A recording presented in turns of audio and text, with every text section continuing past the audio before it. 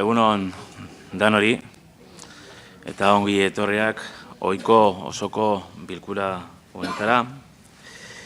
Zerrendari ebatuz, lehenengo puntua, 2018ko uztailaren 13an egindako bileraren akta onartzea hala badagokio.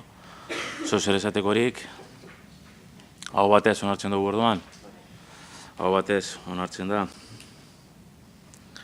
Bigarren puntura joko dugu, abuztuaren 2ko 988 zenbaki duen alkatearen dekretu berri ematea ezkontzeko ahalmena eskordetza aldatzea. Ikusirik, apirilaren 26ko 511 zenbaki duen alkatearen dekretua ondoko erabaki zuela 3. puntuan. Urko López Odriozola, Amorebieta Etxanoko udaleko zinegotzi jauna, esku ustea jarraian adierazten den ezkontzako ahalmena, Amaro Davila Mejias eta Maitane Lozano Huarte. Ezkontza hau irailaren 8an izango zen.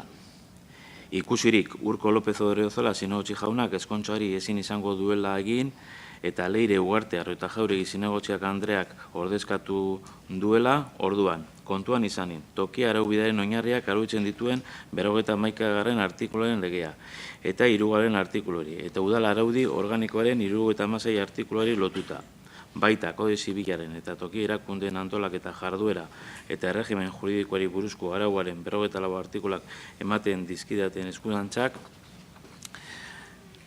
lehenengoa, 511 alkatearen dekretua 3. puntuko 2. parrafoa eragin gabe ustea adierazitako arrazoiatik. 2.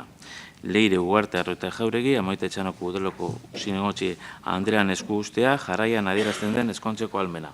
Amaro Davila Mejias eta Maitane Lozano Huete.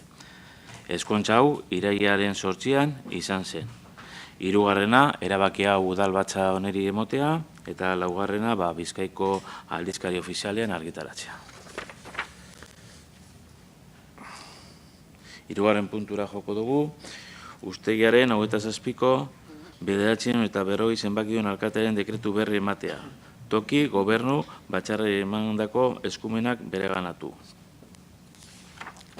Oporraldia dela eta 2018ko abuztuaren 6tik 21 tokiko gobernua batzarrak egiteko zailtasuna ikusita, ondokoa erabakitzen dut. Lehenengoa, ekainaren 19ko 518 zenbaki duen alkatearen dekretua eta hau aldatu zuen martxoaren 7ko 284 dekretua, alkatearen dekretua kontutan izanin, tokiko gobernu batzarrari ematen zitzaion eskuordetza abokatzea 2018ko abuztuaren 6tik 21 biak barne. 2. eskuordetza 2018ko abuztuaren 22tik aurrera berriro egongo da indarrean. 3. dekretu honen berri ematea udalbatzaren osoko bilkuran momentu honetan egiten ari garena. 4. puntura joko dugu. Abuztuaren 31ko 1120 zenbaki duen alkatearen dekretu berri ematea. Amorebieta Etxanoko udaleko izapideen eskubidura berrikusi. Hau pertsonaleko komisioan aztertu zen, zer ikusiadeko sakeko implantazioarekin eta sakeko dokumentazioarekin. Ez dakit itxaso, zer esateko? Bai, egunon. Norik esan duen moduen, langileria batzordean komentatu genuen bezala, herritarren arreta zerbitzua jartzarekin bat, izapideen eskuliburua berrikusi da. Dakizu moduan, irailaren 3tik herritarren arreta zerbitzua martxan dagoia, baina martxan jarri ahal izateko eskuliburu hori, izapideen eskuliburu hori berrikusi behar izan da. Horretarako, udaleko arlo guztiak begiratu dabe prozedura liburu hau, eta egin dana da fitxak eguneratu, edota baita konturatu gara, fitxa batzuk ez dira egon, eta orduan fitxa berriak barrenatu dira eskuliburu horretan.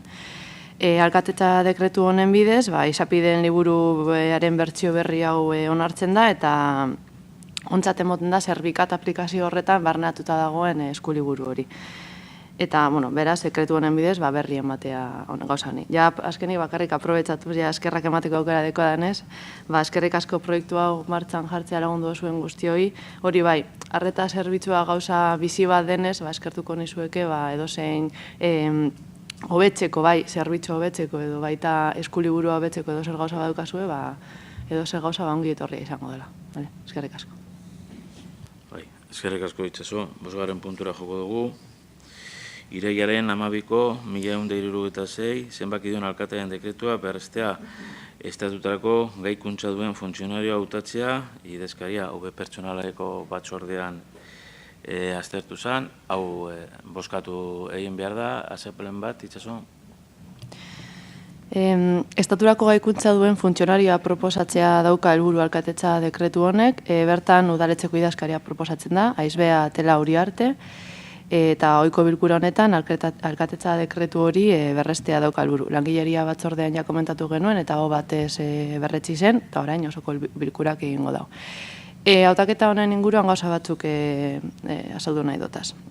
Lehenengo, estaturako gaikuntza duen funtzionario postuak zelan betetzen da, kasu honetan gaikuntza dutenen artean lehiaketa bat egiten da eta postua betetzen da.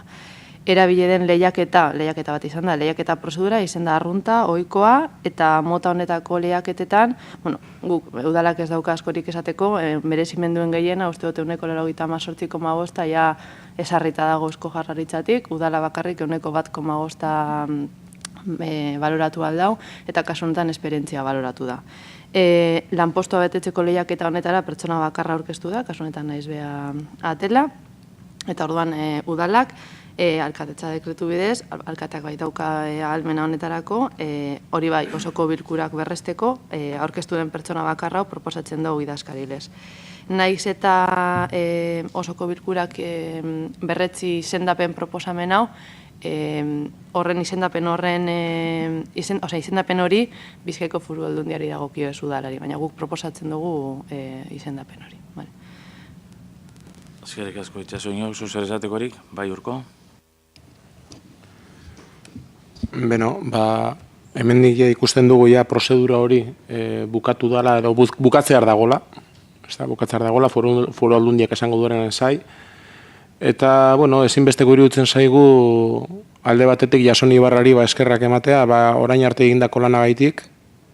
Ze azkenean, ordezko lan bat tokatu zaio eta lan hori oso mutua izaten da eta, uste dugu behintzat hori onartu behar dela eta aitortu behar dela. Eta bestetik, Aizbea Atelari, beti ere, azkenean Foru Aldundiak inongo arazori jartzen ez badu eta gauza guztiak ondo baldin baduaz, sorterik handiena, hemendik aurrera bertan izango duen lanarekin. Eskerrik asko Urko, beste inorezo zer esatekorik. Urkok esan duen moduan, Jasone, nik uste dut zinegotzi guztien izenean, eskerrik asko, esfortzu ikaragarria izan da zuretzako konpatibilizatzea lan bi, ez da erreza, ez duzu ipin inongo pegarik, eta egia esan da horre bada zuraz lan egitea. Eskerrik asko.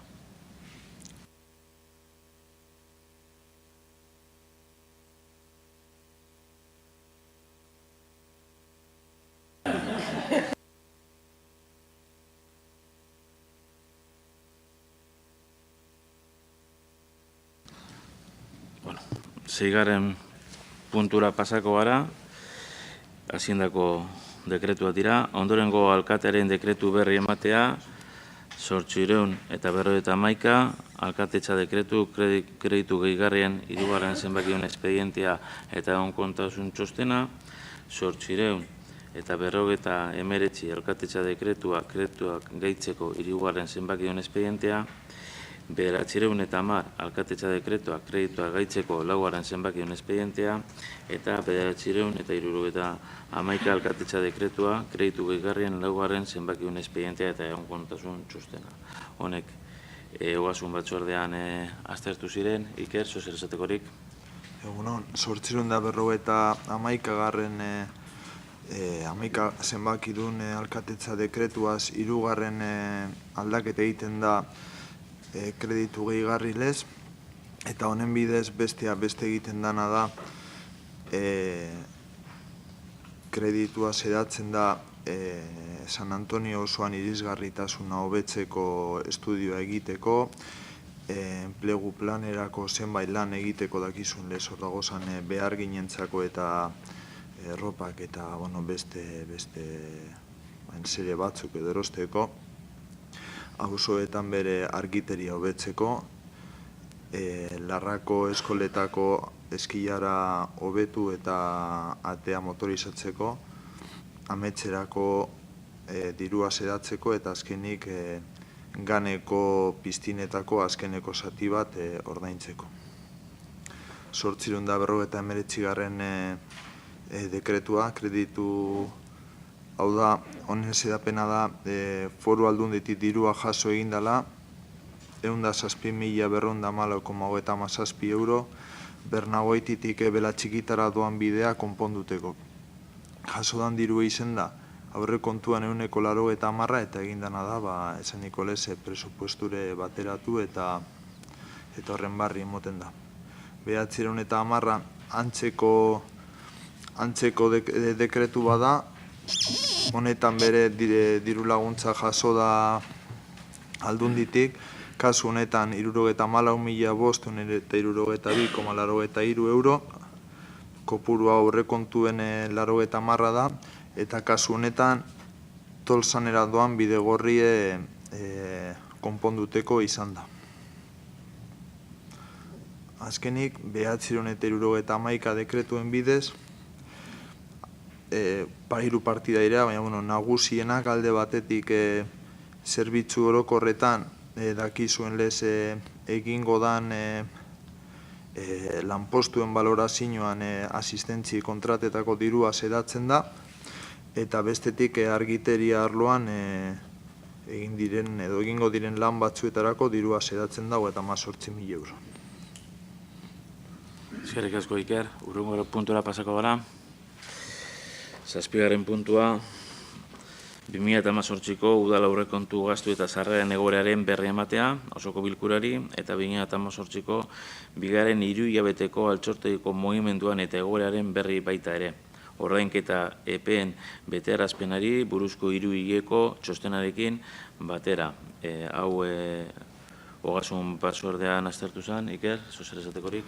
Kasu honetan, egon diren aldaketen barri eta puntualki emon egin jatzue, eta beste batzuetan ni usot orokorrean gertatu dela, igual kasuren baten ustaia oso azkenean egin dugunean plenoa igual bai, arraro geratzen dela irailean bigarren trimestrean barri emote, ezta? Bigarren trimestrea datetan meintzete ekainago eta marrean sarratzen danean, naiz eta kontabilidadean egun batzuk atzeratu, ezta? Espero dugu amendik urrungo bilkurarako hirugarren hiruhilebetea ekartea, eta ia datu horrekaz gabiz lanean 2019ko aurrekontureko. Eskerrik asko Iker, urrengo puntura joko dugu. 8. puntua, hasiera batean onartu irisgarritasun plana aldatzea. Hau hirigintza batzordean aztertu zen, hau batez uste dut onartu zala, azken finean irisgarritasun plan bat dokumento bizia da, eta kasu honetan, aretoan egin dan hobekuntza bat bertan sartzeko da. Inor zozer esatekorik, hau batez onartuko dugu orduan, hau batez onartzen da. 9. puntua, haurtzaroa babestu eta udala haurtzaroaren lagun diren udalaren sarean eta Euskadiko umeen hirien sarean sartzeari buruzko Amoretetxanoko udalaren adierazpen instituzionala. Azkenengoan ez, Arinako bozeramaile batzorde baten geratu ginen moduan, hemetik aurrera adierazpen instituzionala daukagu zenean, irakurri baino hori hau, bat amatek azalpen bat, edota komentario bat, odanalako egin bat nahi du, Arinau egiteko akordiora heldu ginen. Inok, kasu honetan, zozer esatekorik, bai urko, zurea daitza? Bai, egunon. Adierazpen hau, edo testua aurkeztu zitzaigunean ez geneukan zalantzarik, baina zalantza horiek zergaitik ez ditugun ere nolabait arrazoitu egin behar dira. Azkenean adierazpen instituzional bat da. Eta egia esan datuak latzak dira. 4 euskal seme-alabatetik bat, pobrezia edo gizarte bazterkeria arriskuan dago. Hau da, 25,3 arriskuan. Ez du esan nahi bazterkeria egoeran dagoenik, baina arriskua. Hau da, 4tik bat. 12% lan intentsitate bajuko etxe bizitzetan bizi da. Hori ere, latza da. Horrek dakartzan gabeziekin. Datu hauek Euskadiko haur eta neraben egoera, haur eta neraben euskal itunera izeneko UNICEFen txostenak babesten ditu. Adinez txikikoen euneko ia 23ak pobrezi erlatibodun familietan bizi da. Ia euneko 23, batetik 4 praktikan. Bullyinga, txosten honen arabera, euneko 6,3an kokatzen zen. 12 eta 16 urteko nerabeen artean. Aspiragoko adinetan, kopuruak beste batzuk izan daitezke eta ez dira plazaratu. 6tik 16 urtera, aurren euneko 4,5ak eskolaratze arazoak dauzka. Alde batetik absentismoa, eskolaratze berantierra edo deseskolaratzea. Gizarte garatu batean omen gaude. Urtero, 500etik gora euskal nerabe kondenatuak izaten dira epaitegietan. Gizarte aurreratu batean omen gaude, berri ere diot. 15 urtedun ikasleen euneko 1,6 ez du behintzat 4 oinarrizko hezkuntza produkturik. 7ko zerrenda batean, hau da idaztoki bat, ikasteko toki lasai bat, etxeko lanetarako ordenagailua, hezkuntza softwarea, interneteko konexioa, hiztegi bat, testu liburuak, hau da, zerbait falta zaio. Ari honetan ere, udaletxe honek plazaratzen ditu diru laguntzak ikaste materialetarako, ezta? Bere momentuan proposatu zuen EH Bilduk hau, eta oraintxe egiten duen proposamena da, olako egoera baten aurrean, eta olako itun bati, baiezkoa esango badiogu adierazpen instituzional baten bidez, aurrekontuei begira ere, Iker, ontsa aipatu dituzun aurrekontuei begira, begira batxo bat botatzea, ea zer gehiago egin daiteken horren inguruan. Tasa hori pixkanaka jaitsi dela egia da, baina hala ere, tasa handia da. Eta hau guztia, oraindik ere, drogekin eta alkoholekin zerikusirik ez daukan inongo estatistika plazaratu gabe, eta ez ditugu plazaratuko hemen. Jadanik txostenak daude eta txostenak nahiko kezkagarriak dira. Orduan, hori ikusita, baiezko borobila ematen diogu, ezta? Espero dugun gauza bakarra da, honetan sartu ostean ez egitea, esaterako, aurreko agintaldian,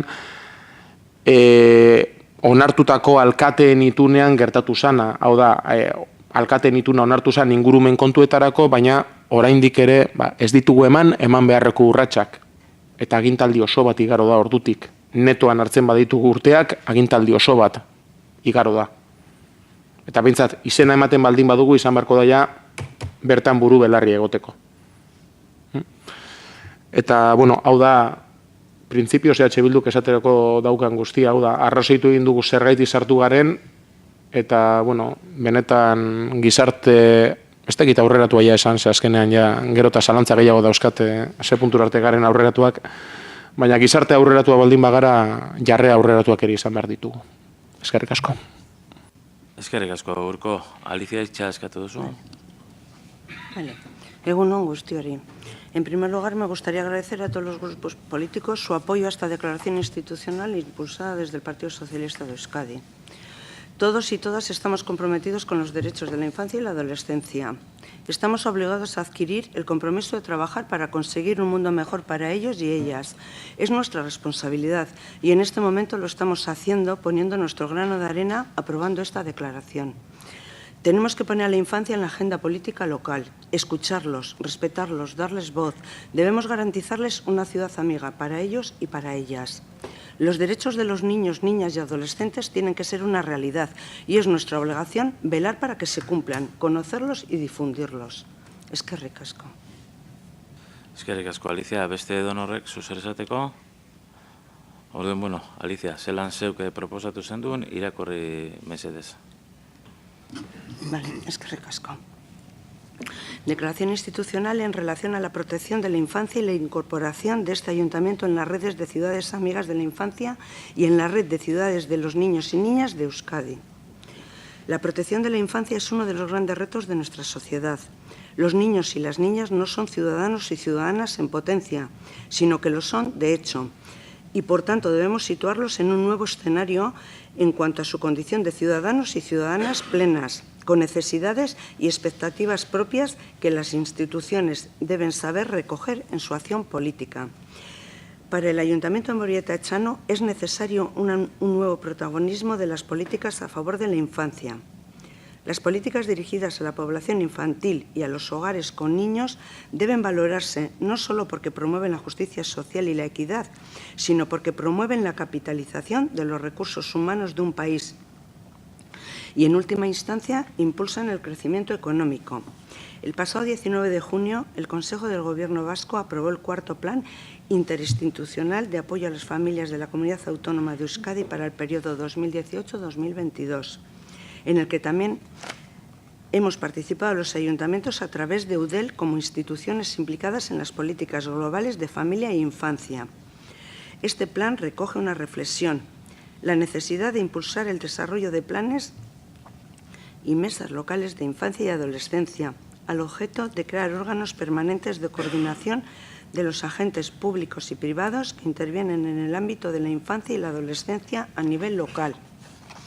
En este sentido, el programa Ciudades Amigos de la Infancia, liderado por UNICEF y que cuenta con el apoyo de la Federación Española de Municipios y Provincias, FEMP, EUDEL y el propio Gobierno vasco, tiene como objetivo general promover en el ámbito de los gobiernos locales la aplicación de la Convención sobre los Derechos del Niño, de la que nuestro país es signatario. El programa incentiva la creación de planes locales de infancia y adolescencia, promueve la participación ciudadana de los niños en la vida municipal, impulsa todo tipo de políticas municipales tendentes a favorecer el desarrollo de los derechos de la infancia y la adolescencia y dinamiza la colaboración ciudadana y la coordinación institucional como vías para facilitar la mejora continua y el desarrollo de estas políticas. Asimismo, desde diferentes instituciones y organismos de la Comunidad Autónoma Vasca se ha puesto en marcha la iniciativa Aurren Iría, Red de Ciudades, de los niños y niñas de Euskadi, una propuesta que tiene como finalidad transformar nuestras relaciones, recursos y espacios comunes, restaurando condiciones de confianza y autonomía, participación y salud en nuestros pueblos y ciudades. Considerando que tanto el programa Ciudades Amigas de la Infancia, el sello Reconocimiento Ciudad Amiga de la Infancia, como el proyecto de Ciudad de los Niños y las Niñas favorecerán los intereses de la población en general y de la infancia en particular, y manifestando nuestra voluntad de contribuir activamente a la difusión y aplicación de la Convención sobre los Derechos del Niño en nuestra localidad, por todo ello, el Pleno del Ayuntamiento de Amorebieta Echano solicita a UNICEF la condición de municipio aliado, comprometiendo al Gobierno municipal y a UNICEF a establecer un protocolo de comunicación, colaboración y trabajo conjunto, iniciando con ellos los trámites para obtener el sello de reconocimiento Ciudad Amiga de la Infancia. El Pleno del Ayuntamiento de Amorebieta Echano se adhiere a la red Aurren Iría, además de iniciar como primer paso la creación de un Consejo de la Infancia que favorezca la convivencia desde la óptica de la infancia. Eskerrik asko. Bai, eskerrik asko, Alicia. Oin mesedez, Luciano, erloko zinegotxe, irakurriko zu euskeraz, mesedez.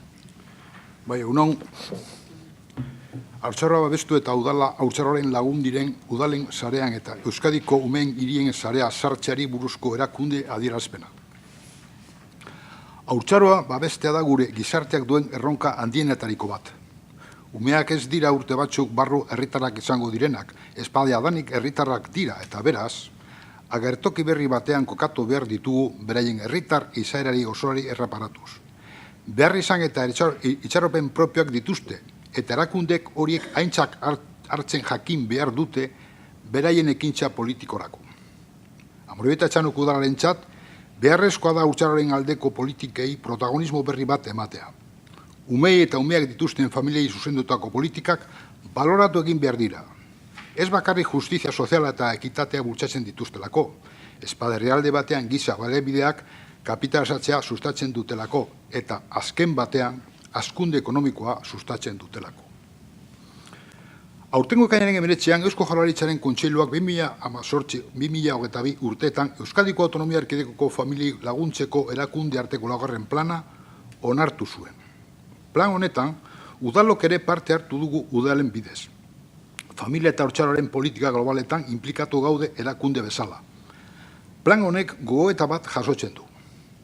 Haurtzarotan nerabezaroen tokiko plan eta mailak garatzea sustatu beharra, haurtzarotan nerabezaro arloan herriko eragile publiko eta pribatuek koordinatzeko organo iraunkorrak sortzeko. Ildo beretik, haurtzaroaren lagun diren hirien programak, UNICEF gidatua eta udalerri eta probintzien Espainiako Federazioaren Eudelen eta Eusko Jaurlaritzaren babesa duenak, umearen eskubidei buruzko konbentzioa tokiko gobernuetan aplikatzea sustatzea du helburu nagusitzat. Gure herrialdeak konbentzio hau sinatuta dauka. Programak ondokoak bultzatzen ditu. Haurtzarotan nerabezaroen tokiko planak sortzea. Udalaren jarduenen umeek parte hartzea eta haurtzaro eta nerabezaroen eskubideak garatzea nahi duten udal politika guztiak sustatzea.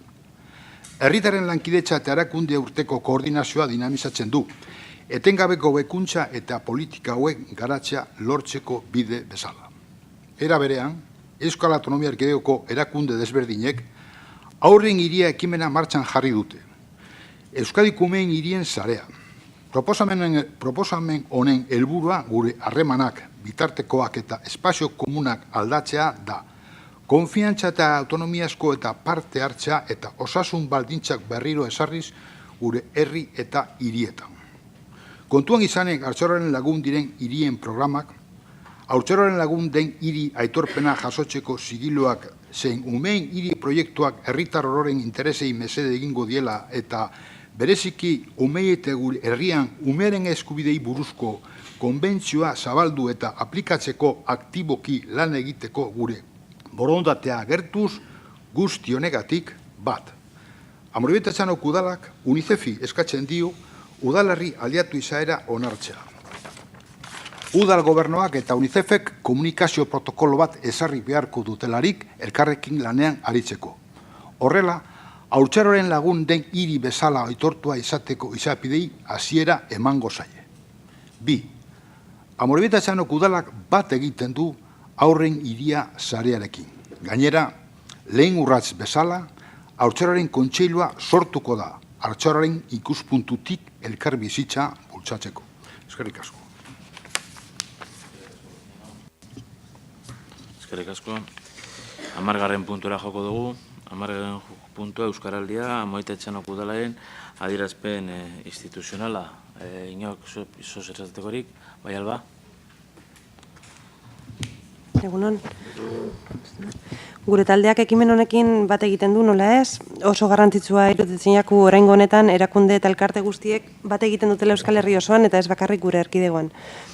Urrengo 20 urtetara begira oso erronka polita da, gu geu gero inguruan bultzatzeko apostua egingo dugu, eta ni neu gaur bertan emango dut izena, oraindik ez dakit belarri prest edo hau bizi moduan, Euskara teknikarien gomendioa jarraituko dodaz.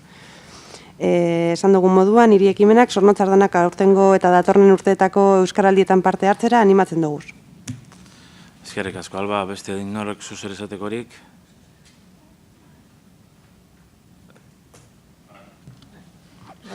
Ia alik eta hau bizita belarri prest gehien deko guzen, besterik ez? Animatu herritar guztiek parte hartzera. Baina ez. Eskerrik asko, Zabi, orduen irakurrengo dut, bale? Amorebieta Etxanok udalak babes eman nahi dio Euskaraldiari, eta ariketa sozial hori sustatzeko egok ikusten du adierazpen instituzionala egitea. Azken hamarkadetan erakunde publikoek eta hainbat erakunde pribatuk ahalegin handia egin dute euskararen normalizazioan. Ahalegin hori esker aurrera egin dugu hainbat arlotan. Euskara modernizatu egin da, eta beharrezko diren tresna guztiak garatu ditu gizarte moderno batek dituen berrizanei erantzuteko. Euskeraz ikasteko ereduak, D eta B ereduak oso hedatuta daude, eta gure herria da horren adibide garbia. Hori dela eta, euskararen ezagutza inoizkorik handiena dela esan genezake, eta Amorebieta Etxanon gaur, 34 urtetik berakoak, 183 euskaldunak dira. Administrazioan eta zerbitzu publikoetan ere euskeraz erabilia goranz doa, naiz eta oraindik bide luzea daukagun egiteko. Aurrerakada nabarmena izan da, baina erronka nagusia erabilera da, eta euskera kalera ateratzea. Hori sustatzeko Euskaraldia zabaldu da Euskal Herri guztian, eta lehenengoz Euskal Herriaren eremuko erakunde publiko guztien babesarekin, eta euskalgintzako eragile guztiekin bat egin da.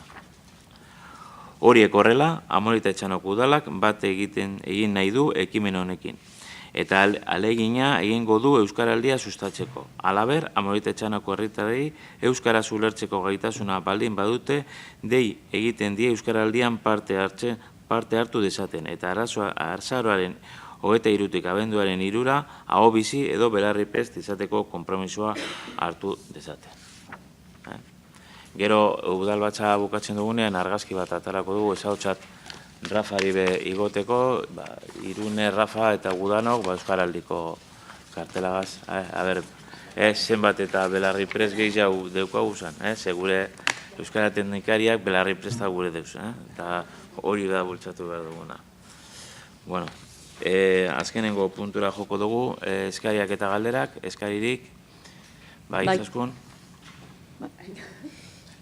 Bai, itxaso Izaskun berdin duzu. Bueno, bezera, sí, bastaki berdin duzu. Bai, hirigintza batzordeko kontu bategaz gatoz, martxoan, 6 hilabeteko lanen ondoren, San Miguel kaleko urbanizazioaren lanak amaitu ziren, ez da? Eta abuztuan, berriro ikusi genduzan makinak San Miguel kalean, ez? 4 hilabete atzera egindako espaloia apurtzen, ez? Eta hau ikusita, arduratuta anartzekin kontaktuan jarri ginen, eta, bueno, azaldozkun, Iberdrola ari zala kablezarea sartzen, ez da?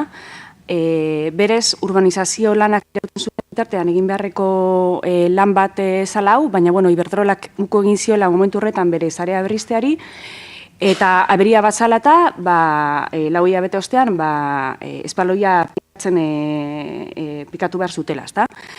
Eta, bueno, guztionen gelitu gina, guztionen inguruko azalpenak, hirigintza batzordean emango zirala, ez? EH Bildu Zornotzak, iraiaren hasieran publikatu eban honen inguruko kesa bere sare sozialetan, ez? Eta, esaten gendun, 4 hilabete ostean, espaloia berri zapurtzean erantzungizuna norena zan galdetzen gendun, ez? Iberdrolarena edo udal gobernuarena, ez? Eta, ardurak argitzea askatzen gendun, eta olako gozat berriro ez gertatzeko neurriak hartzea askatzen gendun, ez? Hirigintza batzordean, anartz, publikazio horretan guzurretan ibili izana eta zintzotasun falta leporatu eskuzun. Gure publikazio horretan esandako ezer ez da guzurra. Gauzak zelan gertatu ziren, azaldu besterik ez gendun egin, eta ardurak argitzea askatzen gendun. Eta bai, pasadan asteko batzordean, azalpenak emon jakuzan, eta, bueno, gauzak ondo egin baziren edo ez, norberak bere iritzia dauka, guk uste dugu gauzak agian beste modu batean kudeatu zirala, baina, bueno, hori ez da gakoa. Gakoa da, guk momentu baten bez ez dugula errespetua faltatu, eta ez dugula zilegi ikusten guzurretan ibili izana eta zintzotasun falta leporatzea zuen taldea aditua danean, prentza eta medioak zuen mesedetan erabiltzen. Orduen, hori uste dugu zilegi leporatu eskuzuena, eta ez gau esan ez konforme, plazaratu nahi gendun kontua. Eskerrik asko Izaskun, zuk erantzukon zu edo nik erantzuko dut? Bueno, igual nik. Beitu gozatxuet. Egunon, dan hori lehenengo. Como ya os dije en la Comisión de Urbanismo la semana pasada, es bastante irresponsable por vuestra parte el escribir la noticia que habéis publicado. Más irresponsable todavía porque EH Bildu ya conocía la respuesta a gran parte de las preguntas que os hacéis en esa noticia. El día 10 de agosto del 2018, yo personalmente hablé con un miembro de vuestro grupo explicando lo que había pasado y me comprometí a dar toda serie de detalles en la siguiente Comisión de Urbanismo, como así lo hicimos el miércoles pasado. ¿Cuál es mi sorpresa? Que unos días después y antes de celebrarse la Comisión de Urbanismo, publicáis esta noticia con el propósito evidente de desinformar, calentar la cabeza a la ciudadanía y echar por tierra el trabajo de los técnicos municipales y gobierno municipal de EAJ-PNV. La noticia está llena de mentiras y de falsas verdades. Se intenta conscientemente crear ciertas dudas sabiendo de antemano las respuestas a las preguntas planteadas. Por ejemplo, en el titular, 4 meses después de su urbanización, vuelven a levantar la calle San Miguel. Seguís diciendo, a principios de agosto volvieron a levantar parte de la calle San Miguel. Pocos meses después de haber sido urbanizada, a principios del mes de agosto, volvieron a levantar parte de la calle San Miguel. ¿Quién vuelve a levantar parte de la calle San Miguel? Sabíais perfectamente que era Iberdrola la que estaba levantando la calle San Miguel. Continuáis. El motivo, preguntáis el motivo, al parecer instalar un cableado eléctrico de Iberdrola, una tarea que debió llevarse a cabo durante la obra, pero que finalmente no se hizo. Sabíais perfectamente el motivo. Hacéis una pregunta, pero sabéis perfectamente el motivo. Porque yo mismo os lo expliqué y que conste que no es como decís. Al parecer, instalar un cableado eléctrico. No, es sustituir un cableado eléctrico que daba problemas. Y no se hizo antes porque precisamente Iberdrola, empresa privada, se negó y pretendía que el ayuntamiento realizase la obra con el dinero público de los ciudadanos. A lo que el Gobierno municipal de EAJ-PNV dijo no. Defendimos y defenderemos hasta el último céntimo del dinero de nuestros ciudadanos ante cualquier empresa privada. Cada uno que se pague sus inversiones. No hay que olvidar que el suministro y distribución de la energía a los hogares es responsabilidad, en este caso, de Iberdrola, no del ayuntamiento. ¿O es que ahora EH Bildu va a defender los intereses de empresas privadas, en este caso Iberdrola, antes que los intereses del pueblo? Es una opción, vosotros veréis. Nosotros tenemos muy claro lo que tenemos que hacer y así lo hicimos. Defendimos y defenderemos hasta el último céntimo del dinero de los ciudadanos de Amorita Chano. Y seguís diciendo la noticia. ¿A esto lo llaman una buena gestión? ¿Quién es el responsable? ¿El Gobierno municipal del PNV? ¿Iberdrola? No es que sea una buena gestión, es una magnífica gestión del Gobierno municipal de EAJ-PNV y los técnicos municipales. Deciros que el Gobierno municipal de EAJ-PNV es responsable de todas las decisiones que tomamos y de esta también. No nos escondemos, tomamos las decisiones con conocimiento y argumentos. Habrá veces, por supuesto, que nos equivoquemos, pero que conste que esta vez hemos acertado por completo. Pero sí me gustaría haceros una pregunta sencilla. ¿EH Bildu hubiera actuado de otra forma? Y acabéis diciendo, EH Bildu Sornocha considera inadmisible, Así, EH Bildu Sornocha exige depurar responsabilidades y tomar medidas para que algo así no vuelva a ocurrir. A mí sí que me parece inadmisible publicar esta noticia teniendo de antemano la información que teníais y sabiendo que, además, íbamos a dar todo tipo de detalles en la siguiente comisión de urbanismo, como así lo hicimos la semana pasada. Creo que en política, como en cualquier otro ámbito, no vale todo. Como os dije en su día, me da igual lo que publiquéis, siempre que sea verdad. Ahora, si es mentira o medias verdades, me tendréis enfrente siempre. Lo que sí estoy de acuerdo es en exigir depurar responsabilidades y tomar medidas para que algo así no vuelva a ocurrir. Espero que habléis entre vosotros para depurar responsabilidades y cosas de estas no vuelvan a ocurrir. Eskerrik asko. Bai, eskerrik askoana, suposatzen dut erantzuna egongo dela, zaskun zurea daitza. Bueno, Bai. Ai, barkatu. Anat, esan duzu, hainbat guzur esan dugu zela publikazio horretan, ez da? Guk ez dugu inondik inora guzurrak ikusten, gauzak zelan gertatu ziren, esan besterik ez dugu egiten. Eta, bakarri gauza bat esatea, guk publikazio hori gure medioetan egin gendun, eta inork ez dozku zan behar zelan egin behar dugu zen. Gauza guk horretarako badekogulako komunikazio talde bat, eta beste alde batetik zuek bai erabiltzen dozu ezela, diru laguntza udal honetatik diru laguntza jasotzen da bezan medioak erabiltzen dozu ez zuen propaganda egiteko. Orduan, hemen bakoitzak bere estrategia eta bere moduak daukaz, eta inondik inora asmoan onartzen da publikazio horretan guzurrak esan genduzala, ze ez da holan. Eta, bakoitza bere ikuspuntua deko, ez dut nahi eztabaida antzu baten sartu, baina, konforme ez gauzela esan nahi gendun. Bukatuko dut, eskerrik asko Izaskun nik gaio niri buruz, Urko zer? Zu nahi duzu zan, baina. Bai, bueno, ja, papelak alde batetara utzitaz ez daukagu ezer irakurtzeko, baizik eta entzundakoari erantzutea, ezta? Anartz, esan dozun gauza batetan nik uste dut alestosula berriaren zentzua ulertu, ala ulertu arren zeuk bilatu zula beste modu bateko enfrentamendu bat. Eta esango dut segaitik, guk ez dugu inongo momentutan Iberdrolaren postura mantendu edo babestu, eta zukor oraintxe esan berri dozu emoten deuela Iberdrolaren postura mantentzen edo babesten ari garela. Hori inondik inora, nik uste dut gainera zeuen alderdiak askoz be historial luzeagoa daukala instituzio nagusietan Iberdrolarekin gureak baino. Hori batetik. Gero bestetik, galdetzean norena den erantzunkizuna, Iberdrolarena, ala gobernu taldearena, ez deritzogu momentu honetan inori errua botatzea denik, baizik eta galdetzea.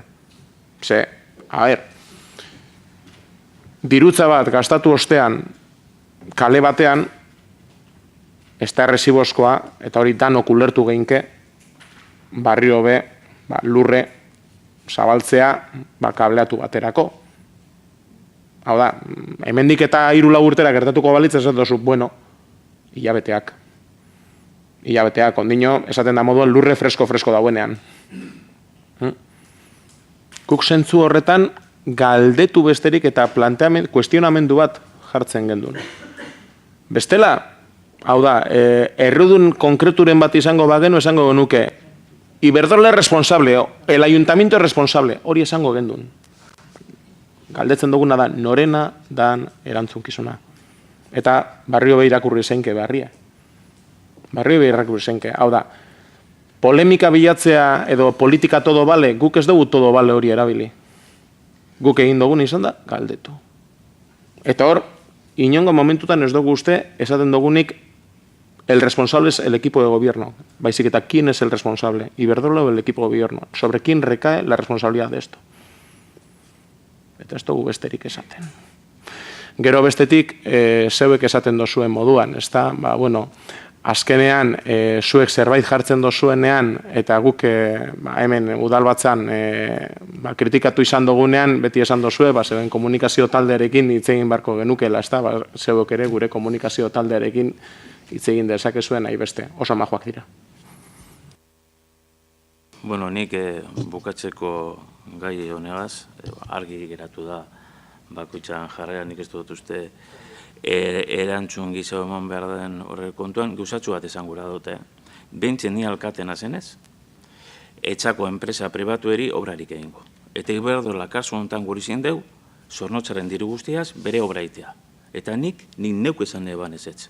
Beraz, badakizu errudune Iberdrolak altzatzea nirea dela. Nik esan notzelako Iberdrolari ez dotela hortik pasako. Eta bigarren gauza. Obra hori egin berri da. Berriro be, zozer ez balegoke ondo. Eta konpondu behar bada, alkate honek aginduko txo. Dagokionari altzatzeko eta konpontzeko. Nik ezarren nintzen Iberdrolari eta esan nion. Hori, zuk altzatu eta konpondu ingo duzu. Zestau eskubiderik herritarrako lan eukitea. Iberdrola gazpase da.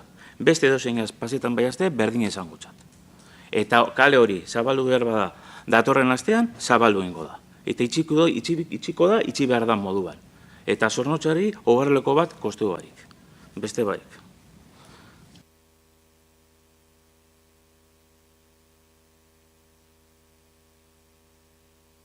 Parkatu, itxaso, zurea, itxaso parkatu, bai.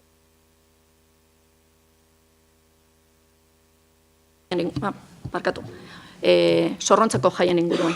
Atzo, euken genuen jai batzordea, egon zan jai batzordea, eta hor komentatu genuen, apur bat Zorrontzako jaien inguruen, apur bat balorazio bat egin genuen, eta, bueno, ondo egon zan, pena izan zan, jende gitxi, eta igual falta izan zirela beste eragile batzuk, ezta?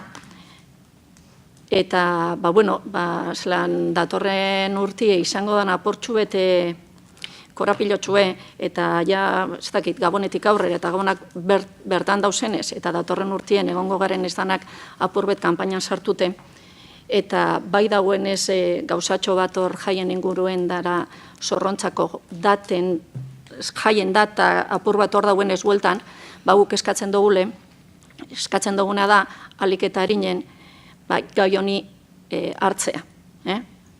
Eta beste bilera bat eitea, ze azkenean daten inguruko kontua udalari dagokio. Danak entzun da, baina udalari dagokio.